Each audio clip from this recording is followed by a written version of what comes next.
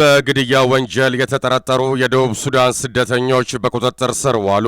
በጋምቤላ ከተማ አቅራቢያ በጀዌ ስደተኞች ጣቢያ በኢትዮጵያውያን ላይ ግድያ ፈጽመዋል ተብለው የተጠረጠሩ 41 የደቡብ ሱዳን ስደተኞች በቁጥጥር ስር መዋላቸውን የክልሉ ርዕሰ መስተዳድር አስታውቀዋል። ርዕሰ መስተዳድሩ አቶ ጋትሎ አክቱት ትላንት በተደረገ የህዝብ ውይይት ላይ እንደገለጹት ሰብአዊ አገልግሎት ላይ በነበረና ኤሲኤፍ የተሰኘው ግብረሰናይ ድርጅት ተሽከርካሪ በሁለት ስደተኛ ህጻናት ላይ አደጋ አድርሷል።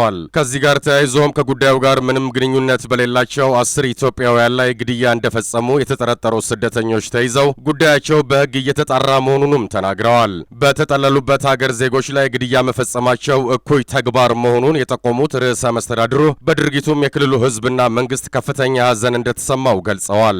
በከተማው ተፈጥሮ የነበረው አለመረጋጋትም በክልሉ መንግስት በፌዴራል ፖሊስና በአገር መከላከያ ሰራዊት የተቀናጀ ጥረት ወደ ቀድሞው የተረጋጋ ህይወት መመለሱን አስታውቀዋል። ከስደተኞቹ ጋር በተያያዘ እየተከሰተ ላለው የጸጥታ ችግር መፍትሄ ለመስጠትም የክልሉ መንግስት ከሚመለከታቸው አካላት ጋር እየሰራ እንደሚገኝ አስረድተዋል። ህዝቡም በጸረ ሰላም ኃይሎች ግፊት ወዳልተፈለገ ችግር እንዳይገባ በክልል ደረጃ የተጀመረው ህዝባዊ ውይይት እስከ ወረዳና ቀበሌ እንደሚዘልቅም ተናግረዋል። የዘገባው ምንጭ የኢትዮጵያ ዜና አገልግሎት ነው።